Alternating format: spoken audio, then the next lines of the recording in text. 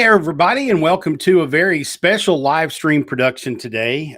We're going to present to you today the not so technical guide to Switcher Studio. For those of you who don't know, I'm Jason Falls, but you should know because this is coming to you in my stream. If you're unfamiliar with me, thank you for joining, and I hope you're going to learn something fun and cool today, because what I want to do is show you how easy live streaming can be without having crazy equipment or a bunch of technical knowledge and know-how.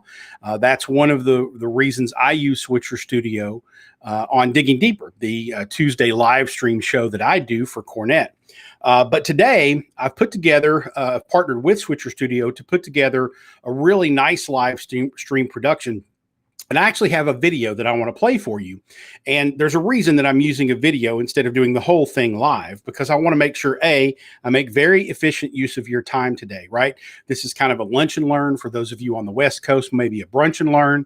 But I want to make very efficient use of your time today. So I've got a video to play for you that I produced in Switcher Studio, kind of live on the fly. Then I kind of took it into some editing software and kind of tightened a few things up to make sure that I was making real efficient use of your time today. But I wanted to point that out to you before I showed you the video, because there's a lot of people, a lot of marketers, a lot of brands out there who hesitate doing live streaming video like I'm live right now, because they think it has to be perfect and I don't want to mess up. Well, it's okay. Live audiences don't mind if you mess up. They don't mind if you're not perfect. They actually prefer that sort of very real interaction, so that they know that you're, not being sugarcoating anything, that you're being transparent and whatnot.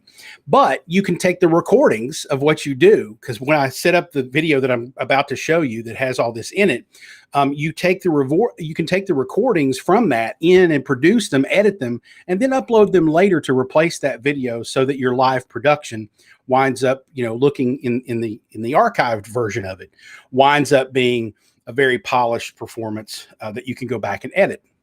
So what we're going to do is I'm going to play this video for you. It's less than 15 minutes. So again, this is kind of a lunch and learn, a little bit longer than if you only have a couple minutes with us. You can come back and watch the recording later. But if this is kind of a lunch and learn, brunch and learn for you, this video is less than 15 minutes. I'm going to be watching the comments section. So if you have questions or anything like that while the video is playing, jump into the comment section wherever you're watching the video. Or if you're on Twitter, you can just reply at Jason Falls, or reply to the post where the video is playing, and it will bring in so I can see the comments, and then I can answer your questions either while the video is playing, or I'll come back live after the video is done and entertain any questions you might have. The whole point of this is to make sure that you know that you don't have to have crazy equipment. You don't have to have crazy technical skill or experience to be able to live stream. And so in order to show you that, I'm going to play this video. Now, I started out with the intro and everything. It's a package deal, but I'm doing this intentionally. I wanted to show you that you can actually pre-record package things and present those in your live streams too, for those of you who want to be perfect on certain elements of what you're doing. So sit back and relax and enjoy the not so technical guide to Switcher Studio.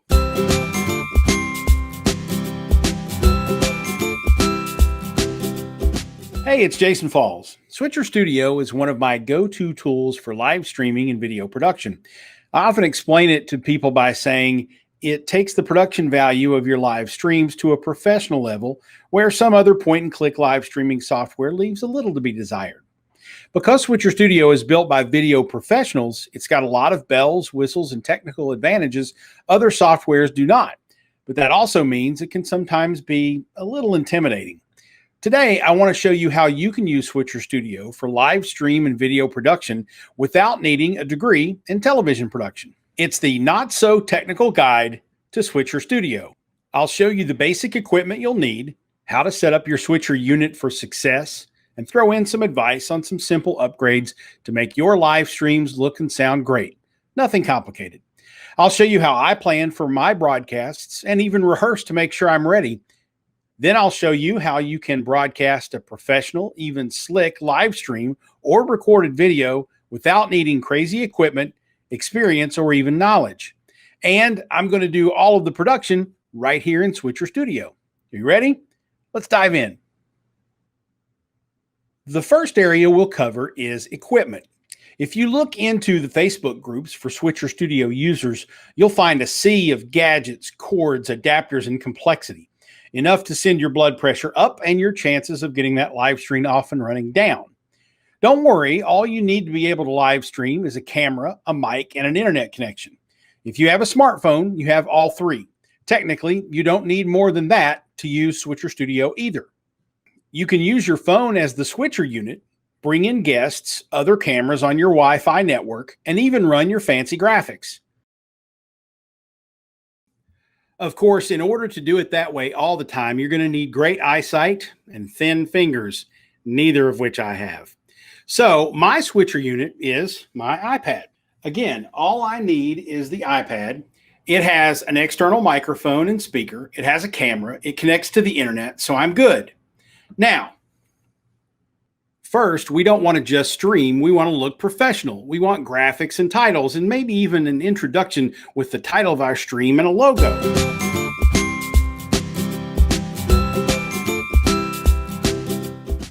Another element Switcher Studio helps bring to the table is guests. You can have up to 5 other people on your stream with you from other locations, depending upon your subscription level. This is great for interviewing someone, having a panel discussion, or having multiple members of your team contribute to your stream. That happens in Switcher Studio's video chat function. But then here's where Switcher really comes through to make production look amazing. With Switcher Studio, you can have multiple cameras for your live stream. Most people think of live streams as one person talking or 2 people in an interview type situation. But Switcher Studio's multiple camera functionality allows you to have a primary camera shot of your show, a second camera angle. Maybe you have a guest or a second host in the same room, or you want to show your computer over your shoulder as you work. This is actually why Switcher Studio was originally created, to allow for live video production with more than one camera, so the show can switch from one shot to another. It's how live television shows like the evening news or sporting events are broadcast. In fact, hundreds of Switcher Studio customers use the platform to broadcast youth and high school sporting events. You can have a wide shot of the action, cut to close-up shots of certain plays or players, then to the sidelines, then back to the wide shot. For a conference or training event, you can have a shot of the speaker page, a second shot with a different angle, then another camera focused on the presentation. And you can switch from one camera to another as you direct the broadcast. When you're live streaming a podcast or interview show from your office, you can have your main host on camera, a second camera on a guest in the same room, a wide shot of the 2 of you talking, alternative camera angles on you or your guest, and more. All it takes to set up multiple camera angles is additional iOS devices on the same Wi-Fi network using a free Switcher Studio app. That's kind of the awesome thing. All you really need to make more cameras happen is any iOS device and the free version of the Switcher app. You can share the iPhone, iPod, or iPad's camera through the Switcher app with the main Switcher unit. Then the camera appears as an option there. You can get a mount or tripod for your cameras so they stay stable, or you can have other people use the iOS devices as cameras like they're camera people for your production. They can even walk around shooting for you as long as they stay within Wi-Fi range. No fancy equipment, nothing new to buy other than maybe a clip or tripod, and you've got multiple cameras. So you've got the Switcher unit set up, but you don't just want to throw up a bunch of cameras, welcome a guest into the video chat, and go. You need to make sure every camera shot looks good, any that might use audio sound good, and every potential video source is ready for air. Make sure you review each camera to ensure the view is well lit and you can see the subject of the shot well.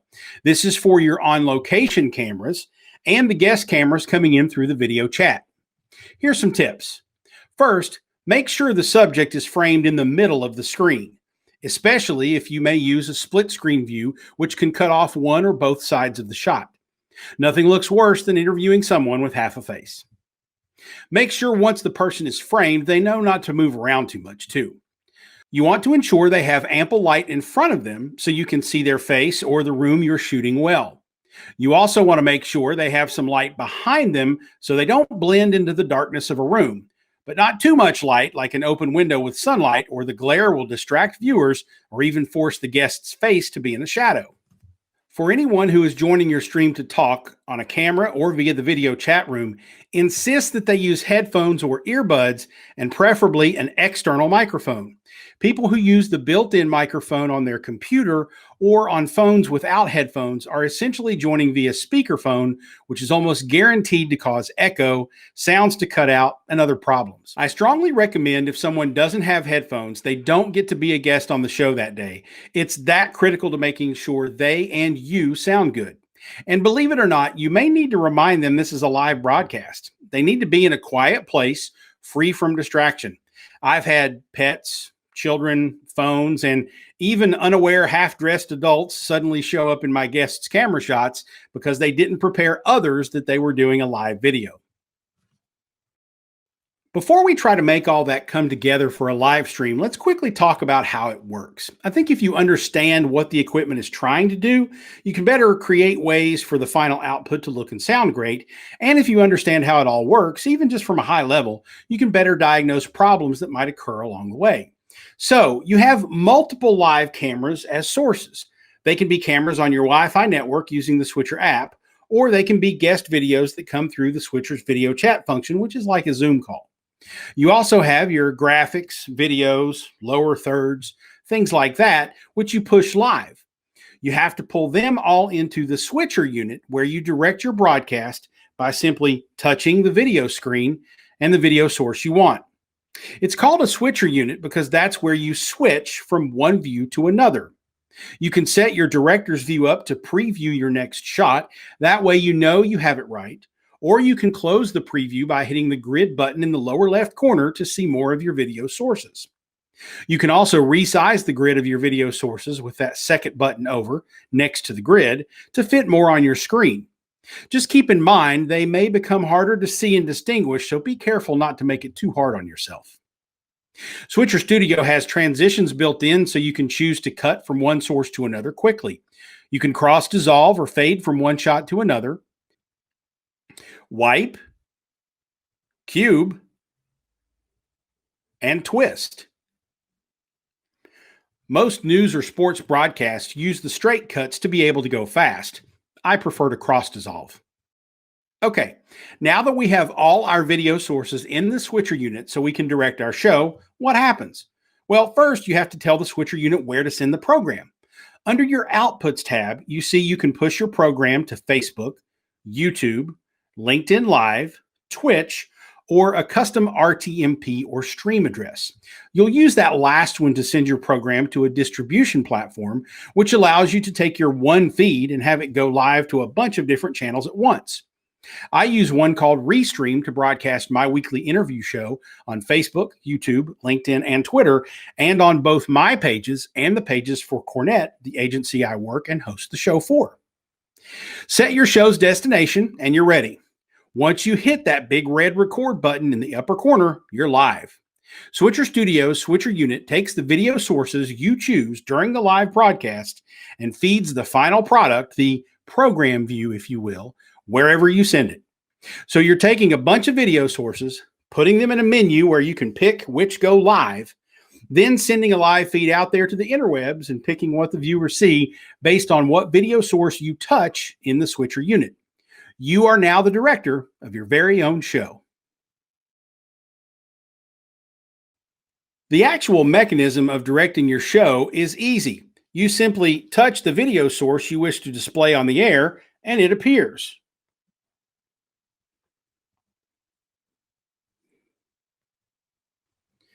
You can turn on one or more cameras at once,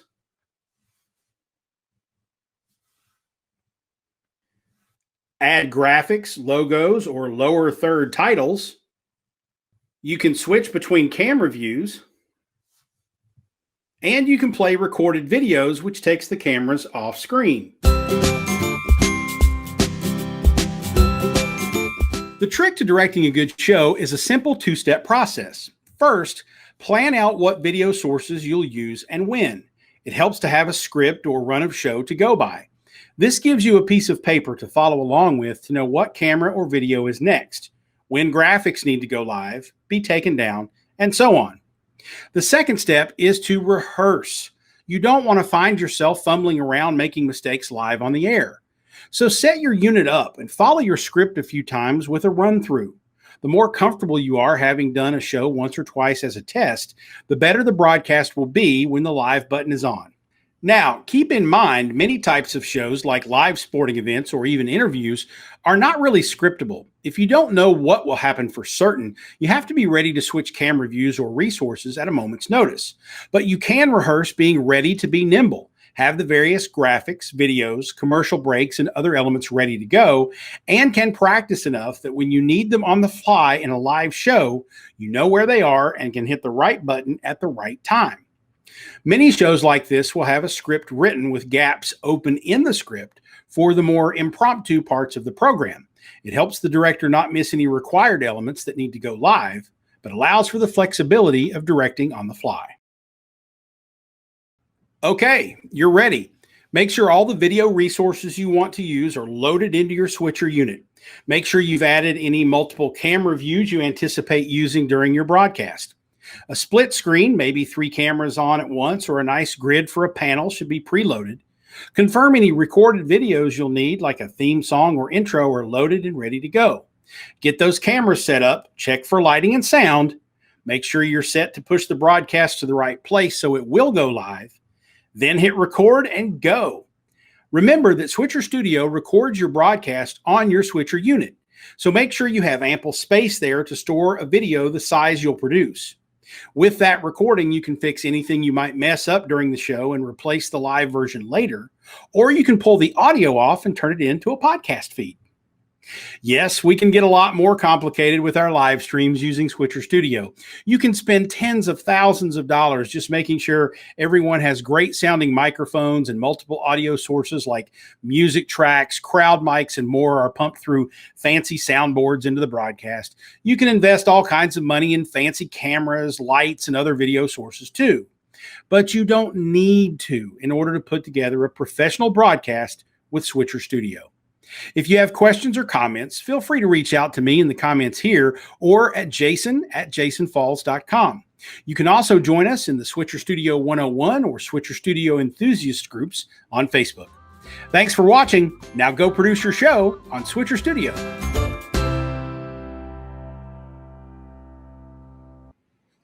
How about that?